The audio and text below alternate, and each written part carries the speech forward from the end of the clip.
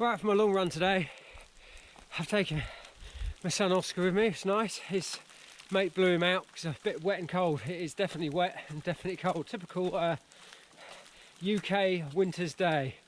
It's probably about 4 or 5 degrees. Miserable, foul, muddy weather.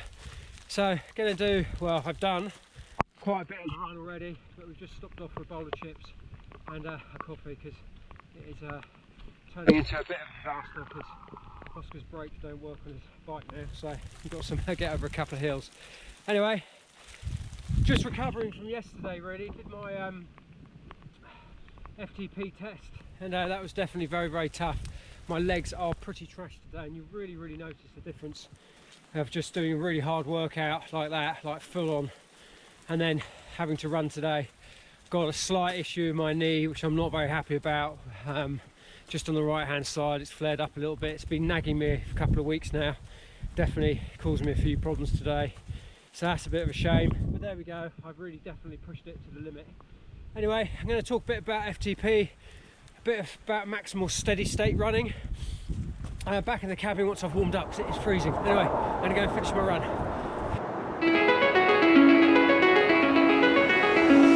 It's calling me.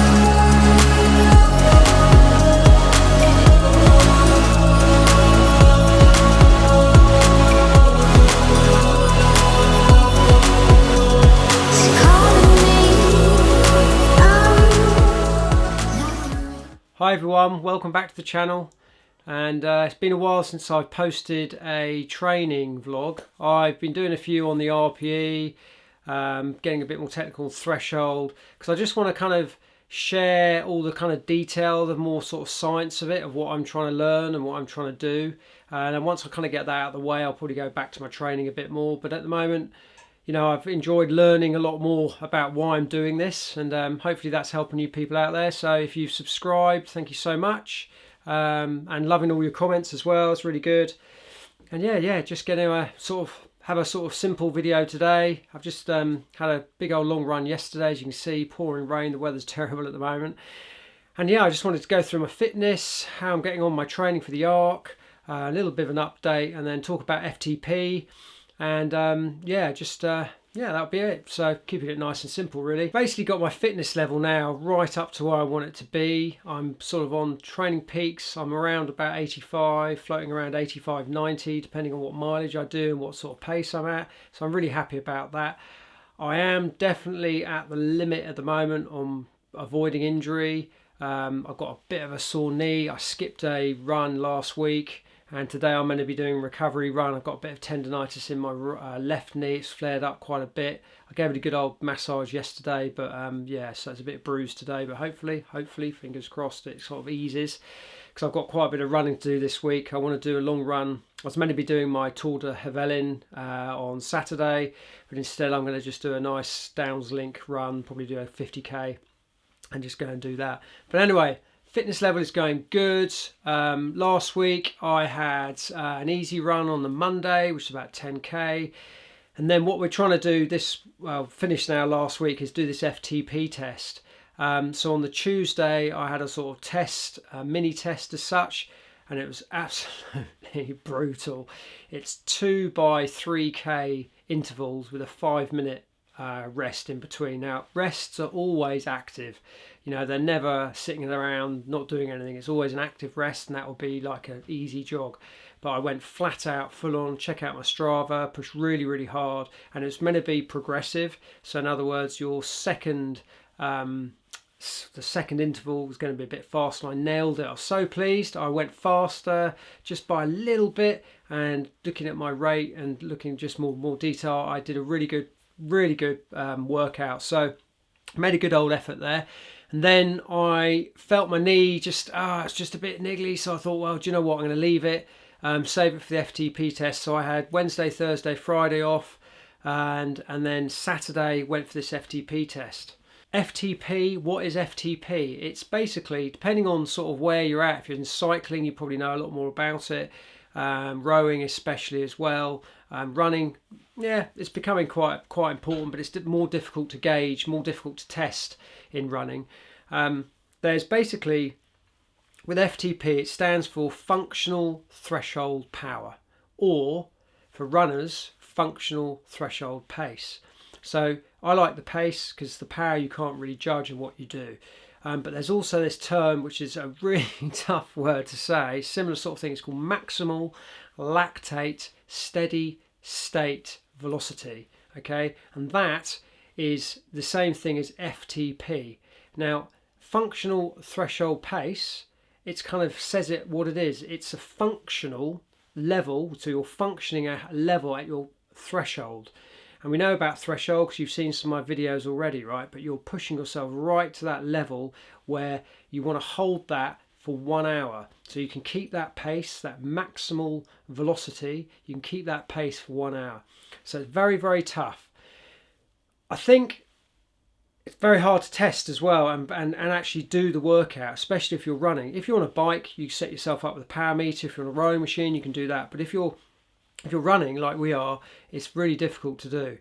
The maximal lactate steady state velocity can be tested in a lab. So they take your bloods, they check your lactate level, easy. Well, we don't have a lab, we don't want to do bloods, do we really? So we don't have anything like that. So our next best step is to do a practical test, an FTP test. Now that's two ways of doing it. The main kind of preferred way is to go and run for 1 hour as hard as you can, and whatever your average pace is, there you go. Now that's quite easily done if you're on a track. You can keep that, it's nice and flat, nice and easy. But I've got to challenge my coach on this because my FTP test was a 15-minute warm-up and then a 30-minute very hard session at 8-9 RPE and then a 20-minute cool down, okay, or 15-minute cool down. So the whole test was 1 hour, but the main slot was the 30 minutes. So I've read up on it that it's meant to be 45 minutes to an hour, so I'm kind of working out why wouldn't I have been told to run for an hour. However, I think one of the biggest reasons is when you're in this big training block like we're doing, you can't overdo it because running that hard for 1 hour will absolutely crucify you. I've definitely noticed on my legs the how, well, especially on that long run I've just done, how tired I was. So I did an FTP test on a Saturday and then I did my long run 2 hours and I went really, really easy. We stopped for some chips and a coffee and stuff like that because I went out with my son on his bike. And yeah, I was really, really tired. So that was just doing a half an hour full on.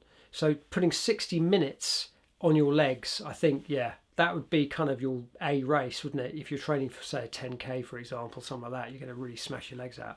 However, so to do your test, you could do a 10 to 15K, and we're going to do basically 45, greater than 45 minutes, or you can do shorter tests. However, if you do a shorter one, it's going to be a bit more inaccurate, I guess, because you're going to be going faster for a start because you've got less to do. Yeah, and it's more anaerobic. So because you're going to be going fast, you're going to be doing more anaerobic work than aerobic work. So I would have said that's pretty inaccurate, but you can do shorter bursts like that.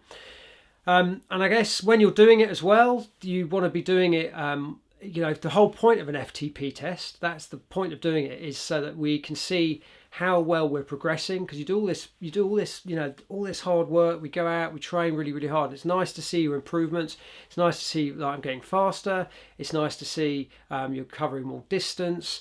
Nice to see, I mean, dare I say it, look at your heart rate. I know I train with RPE, but you have got to look at your heart rate. Your heart rate's probably coming down. Your threshold's going up. We're all getting faster. So that's why the FTP test is so important.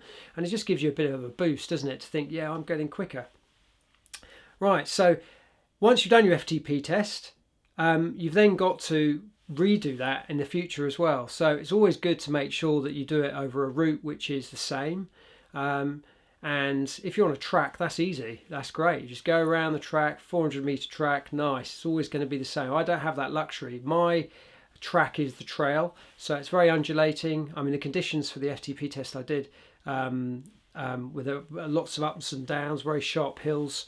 The track on the ground was quite leafy. There was quite a bit of mud as well. It was sunny, so it wasn't raining, so that was quite good.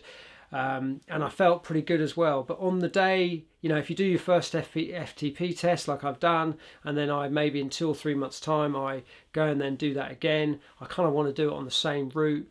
But I might turn up feeling a bit ill. I might be a bit tired from the night before. I don't know. It might be very dry, so I'm going to go quicker. So there is going to be always these inaccuracies, but it just gives you a good gauge. Anyway, looking at my FTP test and how well I did, I was really pleased. Very, very hard. I ran for an hour, as I said. Did 15-minute warm up, and then just nailed it for 30 minutes. Went really, really hard, breathing absolutely to maximum. And just really trying to work as efficiently as possible, and focusing on the fact that I had to hold it for 30 minutes. And at first, obviously, you go out too quick, don't you, and stuff like that. But I covered about 13k in total. My training stress score on Training Peaks was 148, so that's pretty good. And yeah, I did really well. My heart rate, obviously checking out my heart rate. I do like to know where my heart rate is. It was about it was high 160s. It ranged from about 159 to 169. I never saw it over 170. I think if I look at it on Training Peaks, it goes up to 170. But I definitely, as I was running, I did look down at my watch and my heart rate, and I wear obviously a chest heart rate monitor, and it was at 161. So I knew I didn't want it to drop under 160, because that's kind of where my threshold setting is, 160 to 170. And so I just pushed that a little bit harder. So although my RPE, I always train an RPE, it was quite good to have my heart rate going, and just making sure that I kind of keep an eye on that and just push it a little bit harder. But that was always in the high 160s. My pace was all over the shop because it was quite hilly, quite up and down. But yeah, so I was kind of on the flats doing about 5:48 to 6:10 minute miles. That's my kind of pace there. At some point I went up to a 10-minute mile because it was just a really steep hill.